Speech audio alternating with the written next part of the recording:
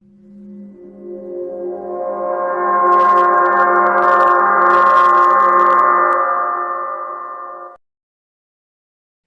दोस्तों कैसे हो आप लोग। उम्मीद करता हूँ आप लोग अच्छे होंगे और अपनों का भी ख्याल रख रहे होंगे। फिर से आ गया हूँ आप लोगों के सामने story by Rahman YouTube channel पर आप लोगों को एक कहानी सुनाने के लिए। आज जिस कहानी को सुनाने जा रहा हूँ, सबसे पहले मैं आप लोगों को एक वीडियो दिखाना चाहूँगा। मेरी एक रिक्वेस्ट है जी, डीएम साहब से भी और एसपी साहब से भी और मुख्यमंत्री से भी। हमें कोई नहीं पता जी हमारा लड़का कहाँ है, ना जी इन्होंने कोई हमारा हाथ दिया जी। पुलिस हमारे से पूछताछ करे साहब, हमें क्या पता जी इन्होंने अपनी लड़की मायर का वहाँ दाब दी जी, बिना पोस्टमार्टम के दाब दी जी नहीं। और हमें डरा रखे जी, पूरे धमकी दे रखी जी हमें। मेरा लड़का लापता है जी, मेरा लड़का दिखा दे जी, किसी तरह गोली मारने की धमकी दे रखी साहब यहाँ पे उसे इन्होंने। ये जो आपने अभी अभी वीडियो देखा, इस वीडियो में एक पिता जो है अपने बेटे को ढूंढने के लिए फरियाद कर रहा है और बाकायदा वीडियो रिकॉर्ड करता है और सोशल मीडिया में अपलोड करता है। और ये पहली बार नहीं था उन्होंने जो ये तरीका अपनाया। सबसे पहले तो उन्होंने इस व्यक्ति ने जो पुलिस का सहारा लिया, लेकिन पुलिस ने ज़्यादा सीरियस नहीं हुआ, क्योंकि जिस लड़का के बारे में ये व्यक्ति कह रहा है उसका उम्र 18 साल है। तो एक जवान लड़का कहाँ गायब हो सकता है। इसीलिए पिता का बात को सीरियस नहीं लिया पुलिस वाले ने।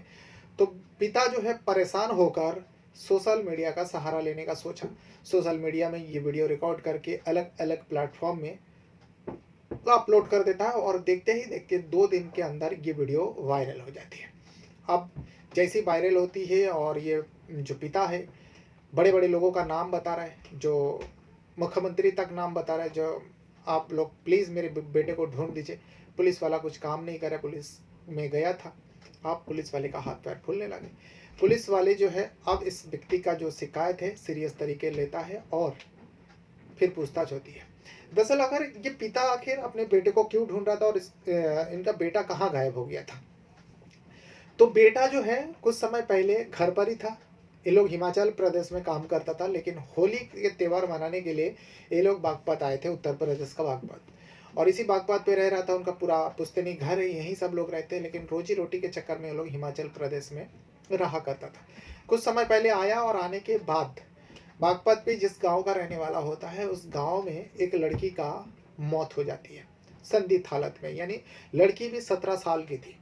17 साल की लड़की के मौत हो जाता है। 23 तारीख को उस लड़की को रीति रिवाज के साथ, क्योंकि मुस्लिम समुदाय से थी वो, इसीलिए उसको दफना दी जाती है। 23 तारीख को जैसे ही उस लड़की को दफना दी जाती है, उस लड़की से क्या रिश्ता था नहीं था वो आपको पूरा कहानी पे पता चलेगा। लेकिन तभी उस व्यक्ति को अपने बेटे को लेकर फिक्र होने लगे, बेटे को लेकर चिंता होने लगे। तभी सबसे पहले उन्होंने पुलिस वाले को कॉल किया, पुलिस वाले के पास गया, लेकिन पुलिस वाले कोई सीरियस नहीं लिया। तब जाकर उन्होंने ये वीडियो रिकॉर्ड किया और सोशल मीडिया के अलग अलग प्लेटफॉर्म में अपलोड कर देता है। तब जाकर पूरा मामले का खुलासा होता है, आखिर क्या हुआ था। और जिस लड़की को दफनाया गया था, 17 साल की लड़की की अचानक मौत हो गया था। घर वाले ने बताया बीमारी थी और बीमारी की वजह से उसकी मौत हो गया। लेकिन 3 दिन बाद जब ये वीडियो वायरल हुआ, प्रशासन जगता है और वहाँ के जो डीएम है यानी डिस्ट्रिक्ट मजिस्ट्रेट ने ऑर्डर दिया। और ऑर्डर देने के बाद कब्र खोदकर उस 17 साल की लड़की का लाश को निकाला गया और पोस्टमार्टम के लिए भेज दिया गया। फिर उसके बाद उस लड़की के कई सारे लोगों को, 9 लोगों का मामला दर्ज होता है और 6 लोगों को फिलहाल हिरासत में लेता है। उन लोगों से पूछताछ करता है और पूछताछ में वो लोग कबूलता है जो हाँ, हमारे घर की जो लड़की है इसकी मौत जो है बीमारी से नहीं बल्कि हम लोगों ने उसको मार डाला। वाकई पूरा कहानी आपको हैरान कर देने वाली है। तो कहानी शुरुआत होती है उत्तर प्रदेश का बागपत डिस्ट्रिक्ट का, और इसी बागपत में रहने वाला सानिया नाम की एक लड़की है। अपने परिवार के साथ बहुत खुशहाल तरीके से रह रही थी, पढ़ाई कर रही थी वो। और वही बागपत से दूर हिमाचल प्रदेश में एक परिवार रहा करता है, जिस परिवार का मुखिया का नाम होता है रामपाल। रामपाल अपने परिवार के साथ हिमाचल प्रदेश में काम करता था, लेकिन बागपत का ही रहने वाला होता है और उसी गांव का रहने वाला होता है जिस गांव का सानिया थी। पूरा परिवार के साथ हिमाचल प्रदेश में काम करता है। लेकिन इस साल 2025 की बात है, 2025 में जब होली का त्यौहार आया तो होली के त्यौहार में वो लोग गांव आए थे, यानी बागपत आए थे, अपने घर आए थे। घर आने के बाद कुछ दिन ऐसे अक्सर आते रहता है और कुछ दिन रहता है, फिर चला जाता है काम काज के सिलसिले में। रामपाल का एक बेटा है जिनका नाम होता है सागर। सागर जो है 18 साल का होता है। सागर जब गांव में आता है और सानिया स्कूल जाती है अपने सहेलियों के साथ, सागर की नज़र जो है सानिया से मिलती है। सानिया की नज़र सागर के ऊपर पड़ती है। अब दोनों का आंखों ही आंखों में एक दूसरे को पसंद कर लेता है। हालांकि दोनों का धर्म अलग है, वो हिंदू समुदाय से था और ये मुस्लिम समुदाय से थी सानिया। सानिया के जो बैकग्राउंड है बहुत अच्छे है, पैसा वाले घर की लड़की थी और इनका जो दादाजी है वो एक राजनीतिक पार्टी का एक नेता भी था। तो इनका दबंगी जो है इनके परिवार का उस इलाका में दबदबा है और पैसे में भी अच्छा है। लेकिन सागर का पिता जो है दिहाड़ी मजदूरी करता था। पूरा परिवार का हाल बहुत ही गरीब तबके का था वो लोग, और हिंदू समुदाय से था। लेकिन प्यार जो होता है ना, प्यार अंधा होता है। इसीलिए कहा गया प्यार ना तो जात देखता है, ना रंग देखता है, ना रूप देखता है, ना ऊंच देखता है, ना गरीबी देखता है, ना अमीरी देखता है। बस प्यार तो प्यार है, प्यार हो ही जाता है और किसी से भी कभी भी हो सकता है। इन दोनों के बीच में भी प्यार पलने लगे, सागर और सानिया के बीच में। अब जब प्यार पलने लगे तो दोनों में बातचीत शुरू हो गया। दोनों बातें करते और इस बारे में सानिया के माँ को भनक लग जाती है। सानिया के माँ को जब पता चली तो सानिया के माँ ने सानिया को बहुत समझाया। लेकिन सानिया जब तक जो है सागर को अपना दिल दे बैठी थी, दिल हार बैठी थी। अब वो अपने आप को कंट्रोल में नहीं रख पा रही थी। माँ कितना भी कोशिश करती लेकिन सानिया अपने आप को रोक नहीं पाती सागर के सामने जाने में, सागर से बातचीत करने में। और सागर का भी वही हाल था। दोनों जवान थे, जवान खून थे। दोनों प्यार में परवान चढ़ाया और आखिर तक मंजिल तक पहुंचता है। जब मंजिल तक पहुंचता है कानो कान किसी को खबर नहीं। घर के जो सानिया के घर वाले हैं, सानिया के माँ के अलावा शायद परिवार के किसी सदस्य को पता नहीं था। तो सानिया की माँ भी चुप्पी साधी हुई थी। सानिया को माँ को पता थी जो अगर इस बारे में परिवार वाले को पता चला तो अनर्थ हो जाएगा। इसीलिए उन्होंने भी चुपचाप चुप्पी साध के रही, बेटी को समझाती गई। बेटी पढ़ाई कर रही थी और इसी बीच उस सागर से मिला करती थी। वही सब चल रहा था। लेकिन सागर फिर से अपने परिवार के साथ हिमाचल प्रदेश चला जाता है। जब हिमाचल प्रदेश से दोबारा वो लौट कर आता है, 17 जुलाई की तारीख थी। वो लोग गांव में ही रह रहा था बागपत में। 17 जुलाई 2025 की बात है। सागर अकेला अपने घर से गायब हो जाता है। जब सागर को ढूंढा जा रहा था, सागर के परिवार को पता था जो सागर उस परिवार के दबंग परिवार के जो लड़की है सानिया, 17 साल उम्र है, जो पढ़ाई कर रही थी, उसके साथ उसका अफेयर है और उसी के चक्कर में शायद वो उस लड़की को लेकर भागा है। रामपाल के परिवार को और रामपाल को पता चल गया। और फिर थोड़ी देर में उन लोगों ने जब खबर लिया तो पता चला हाँ वो सानिया भी गायब है। अब सानिया को ढूंढा जा रहा था। गांव की बात है तो पता लग ही जाता है। सानिया को अंदर ही अंदर ढूंढा जा रहा था, लेकिन सानिया का भी कोई पता नहीं। लेकिन सानिया का माँ को सब कुछ पता थी जो सानिया भाग चुकी है और उसी लड़का के साथ सागर के साथ भाग गई है। तभी जो है सानिया के माँ के मोबाइल पर सागर का पापा रामपाल फ़ोन करते हैं और कहते हैं देखिए आपकी जो बेटी है सानिया और मेरा बेटा सागर, शायद वो दोनों एक दूसरे के साथ कहीं भाग गई है और हमें डाउट है। तो सानिया की माँ जो है सागर के पापा रामपाल को कहती है जो देखिए जो भी हो आप इस बात को किसी से मत कहिएगा। अगर मेरे परिवार यानी मेरे जेठ है, मेरे ससुर है और मेरे पति है यानी सानिया के पापा लोगों को पता चल गया तो बड़ी अनर्थ हो जाएगा। तो इस बात को आप खामोशी से चुपचाप तरीके से रहिएगा, किसी से बातचीत ना कीजिएगा। सानिया की माँ सागर के पापा रामपाल को बता देते। लेकिन यहाँ के सागर के पूरा परिवार जो है ढूंढ रहे थे, क्योंकि सागर के जो सानिया के परिवार है सानिया को पूरा ढूंढ रहे थे क्योंकि किसी को पता नहीं था। लेकिन परिवार के अलावा भी कुछ लोगों को सानिया और सागर के रिश्ते के बारे में पता थी, इसीलिए सानिया के परिवार को पता चल गया। उन लोगों ने बता दिया, कान भर दिया जो देखिए हम लोगों को लगता है जो हमारी जो गांव में रामपाल के परिवार है उनका एक लड़का है सागर नाम है, जो लोग सब पूरा परिवार हिमाचल प्रदेश में रहता है, आपको भी पता होगा। वो आया हुआ था लेकिन सागर भी गायब है।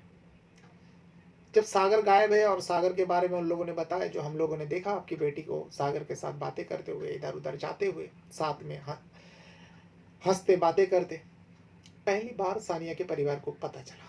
तो इसीलिए सानिया के परिवार के पहुंच बहुत था, इसीलिए उन्होंने पता लगवाया। और ये पता लगाने में देर नहीं लगा, जो ही सागर सानिया को लेकर हिमाचल प्रदेश में कौन सी जगह पर छुपा हुआ है। सानिया के परिवार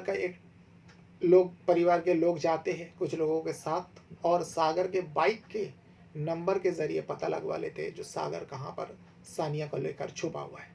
वहाँ पर जाता है सानिया के परिवार के लोग, दोनों को पकड़कर वहाँ से उत्तर प्रदेश लाया जाता है, और बागपत पे नहीं आता है बल्कि दूसरे एक जगह पे जाता है। और वहाँ पे जो सानिया के बड़े पापा हैं, यानी ताऊ, जिनको मुस्लिम रिश्ते में बड़े पापा कहते हैं, तो उनके बड़े पापा के ज़मीन था, वहाँ पर गया। वहाँ पर ले जाकर इन दोनों को सबसे पहले तो बांध दिया। लेकिन जब पता चला सागर के साथ भागा है, तो सागर के जो परिवार के, खास करके रामपाल के बीवी को, यानी सागर के माँ को और सागर के पापा को उसी जगह पर बंधक बना के रखा था। उसके बाद सानिया और सागर को लाया जाता है। अब वहाँ पे लाने के बाद दोनों को बुरी तरीके से मारा जाता है। सागर का तो अनलिमिटेड मारा जाता है, और यहाँ पर सानिया को भी बख्शा नहीं जाता है। सानिया को भी जो उसके बड़े पापा का लड़का, चाचा, सारे लोग मारते हैं। बहुत बुरी तरीके से दोनों को मारते हैं। दोनों को 2-3 दिन तक वहीं पे बांध कर रखता है। लेकिन सानिया का मुंह जैसे ही खुलती है, सानिया एक ही रट लगा के रखी थी, जो मैं शादी करूंगी तो सागर से करूंगी, नहीं तो मैं अपना जान दे दूंगी। इतना मार खाने के बाद, इतना पिटाई होने के बावजूद भी सानिया वही जिद पर अड़ी रही। उसके बाद सागर के परिवार को डराया और समझाया, जो देखो अगर ज़िंदगी चाहते हो तो तुम लोग दोबारा आसपास भटकना नहीं। मेरे बेटी के, सानिया के बारे में बताया, अपने बेटे को लेकर जितना जल्दी हो सकता है इस गांव को छोड़कर चले जाओ, नहीं तो तुम्हारे बेटे को हम लोग गोली मार देंगे। अब रामपाल को जो है सानिया के परिवार के बारे में पता था, जो उनके पहुंच कहाँ तक है, और उन लोगों का जो दबंगई है, उन लोगों का पैसा से भी कमी नहीं है। तो रामपाल समझ जाता है, इसीलिए रामपाल माफ़ी वगैरह मांगते हैं और सागर से भी माफ़ी मंगवाते हैं, और अपने परिवार को लेकर सीधा उस जगह से गांव चले आते। अब रहने लगता है। लेकिन यहाँ सानिया को भी लेकर वो लोग उसी गांव में आ जाते हैं, ताकि गांव वाले को पता ना चले। इसीलिए ये पूरा जो भी कुछ समझाया गया, मारा गया, पीटा गया, अलग जगह में। सानिया भी अपने घर चली आती है। आने के बाद सानिया को बहुत प्रेशर किया जा रहा था, लेकिन सानिया वही रट लगा के रखी थी, जो मैं शादी करूंगी तो सागर से। तो यहाँ पर जो बड़े पापा है और चाचा है, उनके चचेरा भाई लोग हैं, सारे लोग मिलकर एक घर के अंदर ही, परिवार के अंदर एक डिस्कस होती है। होने के बाद खास करके बड़े पापा, उन्होंने कहा, जो देखो ये लड़की जो है हम लोगों का इज्जत को मिट्टी में मिलाकर रख देगी, बदनाम करके छोड़ेगी। इतना कुछ हो जाने के बावजूद भी वो वही रट लगा कर रखी है, सागर से शादी करेगी। तो ये बदनाम करने से पहले ही इसको ही हम लोग इस दुनिया से ही उठा देते हैं, यानी उसको मार देते हैं। इस पर सानिया के पापा और सानिया की जो माँ है चुप रही। उन लोगों का हिम्मत ही नहीं हुआ जो बड़े पापा चाचा के आगे बात करें। सारे लोग एक तरफ हो गया था। अब कोई भी माँ बाप अपने बेटी को तो मारना नहीं चाहेगी, लेकिन यहाँ पर परिवार का इज्जत का सवाल था। फैसला होता है, परिवार मिलकर फैसला करते, सब एक ही परिवार में रहते थे। इसीलिए सानिया का जो पापा है, सानिया का जो माँ है, वो लोग चुप रहे। और 22 और 23 जुलाई की रात को बड़े पापा चाचा और उनके सब बच्चे लोग मिलकर, जब सानिया सो रही होती है, उसको मौत के घाट उतार देते हैं। यानी उसका तकिया से मुंह दबाकर, गला दबाकर उसको मौत के घाट उतार देते। अब मौत के घाट उतार तो देते, अब उसके बाद ये सोचता है कि इस बॉडी को तो ठिकाने लगाना है, और अगर ऐसे ही गायब हो जाएगी तो बातें होगी, फिर मामला बिगड़ जाएगा। तो इसीलिए उन लोग फिर से एक नाटक रचे, जो सानिया की मौत जो है बीमारी का बहाना बना देंगे। 24 जुलाई ये 23 और 24 जुलाई की रात को घटना होगी, मार दिया सानिया को। अब 24 जुलाई की सुबह सुबह पूरा गांव में फैला दिया जो सानिया की मौत हो गई। जब सानिया की मौत हो गई, ये बात फैला दिया, फिर उसका अंतिम संस्कार भी हो जाता है। रीति रिवाज के हिसाब से उसको नहलाया धुलाया जाता है। उसके बाद कब्र खोदा जाता है, कब्रिस्तान में लोग जमा होता है, उसको मिट्टी देता है, जनाजा पढ़ाई जाती है। फिर उसको दफन कर देता है, यानी दफना दिया जाता है। अब गांव में अगर मौत होती है किसी का तो सारे लोगों को पता चलता है, पूरा गांव वाले को पता चलता है। और उसी गांव का रामपाल था। जैसे ही रामपाल के कान में सुनाई दिया सानिया की मौत हो गया, सारे लोग फुसफुसा रहा था जो सानिया के टीबी थी और इसीलिए मर गए। लेकिन रामपाल को ये बात हजम नहीं हुआ। रामपाल के रोंगटे खड़े हो गया। और रामपाल का जो बेटा है सागर भी 2 दिन से घर पर नहीं था। इसीलिए रामपाल जो है तुरंत अपने बेटे का सलामती के लिए पुलिस वाले को फ़ोन करता है और कहता है, देखिए हमारे गांव में एक लड़की का मौत हुई है, 17 साल की लड़की है, नाम है सानिया। उसके परिवार के सारे लोगों का नाम बताया जाता है और उन लोगों ने कहा कि उसकी बेटी की बीमारी से मौत हुआ और हमें पता है वो बीमारी से मौत नहीं, उसको मार दिया गया, उसका मर्डर हुआ। और हमें डर है उसके मर्डर के जो इल्ज़ाम है मेरे परिवार और मेरे बेटे को ऊपर ना मोड़ दे, क्योंकि मेरे बेटे के साथ उस लड़की का रिलेशन था, वो दोनों एक दूसरे से प्यार करते थे। ऐसी ऐसी घटना हुआ, पुलिस को बताते, लेकिन पुलिस सीरियस नहीं लेता। और सागर भी गायब था, इसीलिए रामपाल को बड़ी चिंता हुई। रामपाल आप सोचने लगे, जो अपने बेटी को, जो परिवार अपने ही बेटी को मौत के घाट उतार सकते तो वो लोग मेरे बेटे के साथ क्या करेंगे। तो मेरा बेटा है कहाँ, मेरा बेटा जिंदा है क्या, उन लोग ने मार डाला। बड़े फिक्र हो रहा था रामपाल को। रामपाल ने पुलिस वाले को गया बताया, लेकिन पुलिस वाले ने जरा भी नहीं सुना।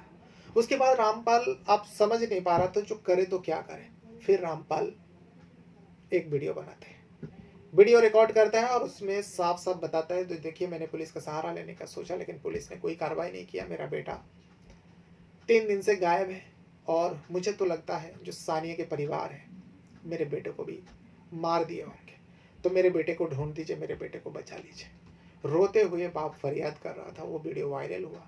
उसके बाद जब ये वीडियो वायरल हुआ, बड़े बड़े आला अधिकारी तक पहुंचा। उसके ऊपर फिर बाद में पुलिस वाले के ऊपर गाज गिरने के चक्कर में पुलिस वाले भी डर जाता है और पुलिस वाला इस मामले का छानबीन करने लगते हैं। जब छानबीन करने लगते हैं उस गांव में पहुंचता है। गांव में पहुंचने के बाद जब सानिया के परिवार से पूछा जाता है जो क्या आपके घर के लड़की की मौत हुआ, तो पुलिस वाले को बताया जाता है हाँ, लड़की की उम्र 17 साल थी।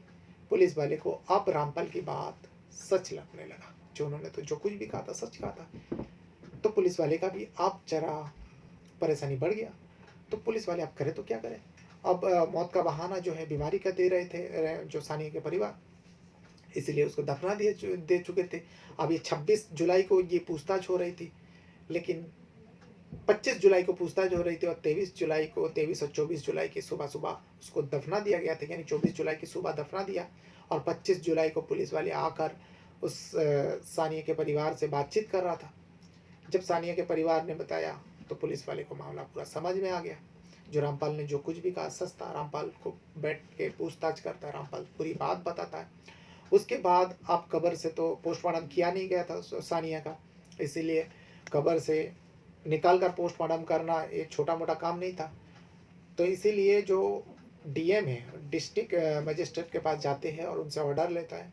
उनका भी ऑर्डर मिल जाता है, पूरा मामला समझाया जाता है, उनका परमिशन मिलता है। फिर उसके बाद 26 जुलाई की सुबह करीब 10 बजे पुलिस वाले का टीम दल बल के साथ उस कब्रिस्तान में पहुंचता है। बागपत के कब्रिस्तान में पहुंचने के बाद जिस कब्रिस्तान को सानिया को दफनाया गया था 24 जुलाई को, 3 दिन बाद उसके कब्र से सानिया के बॉडी को निकाला जाता है और सरकारी मोर्चरी, सरकारी अस्पताल में भेज दिया जाता है उसका पोस्टमार्टम के लिए। और यहाँ पर सागर जो लापता था, सागर के बारे में पूछताछ किया जाता है। सागर कहाँ जा सकता है, सागर इससे पहले कहाँ रहता था, तो बताया गया जो सागर हिमाचल प्रदेश में रहता था और उस लड़की को लेकर हिमाचल प्रदेश में भागा था। तो हिमाचल प्रदेश में भी पुलिस का टीम में अलर्ट होता है और बहुत सारे लोगों को काम पे लगवा देता है। फिलहाल पता चला है जो सागर हिमाचल प्रदेश में ही है और सेफ है, सागर जिंदा है, सागर को कुछ नहीं हुआ। लेकिन रामपाल जो पिता है, जब तक उनको सुकून नहीं मिलेगा, उन्होंने कहा जो मेरे बेटे को मेरे सामने लाइए और मेरे बेटे के साथ कुछ नहीं होना चाहिए, क्योंकि मेरे बेटे का इसमें कोई कसूर नहीं है। उस लड़की को मारने का पीछे उसके परिवार का हाथ है। जब उस परिवार के कुछ लोगों को हिरासत में लेता है, जैसे कि रामपाल ने बताया उसका बड़ा पापा, उसका चाचा और उसके जो चचेरा भाई लोग हैं, उन लोगों ने मिलकर सानिया को मारा। जब पहले 3 लोगों को हिरासत में लेता है, 3 लोगों से जब कड़ाई से सख्ती से पूछताछ करता है, पूछताछ करने के बाद उन लोग बता देते हैं जो हाँ, हम लोगों ने मार डाला।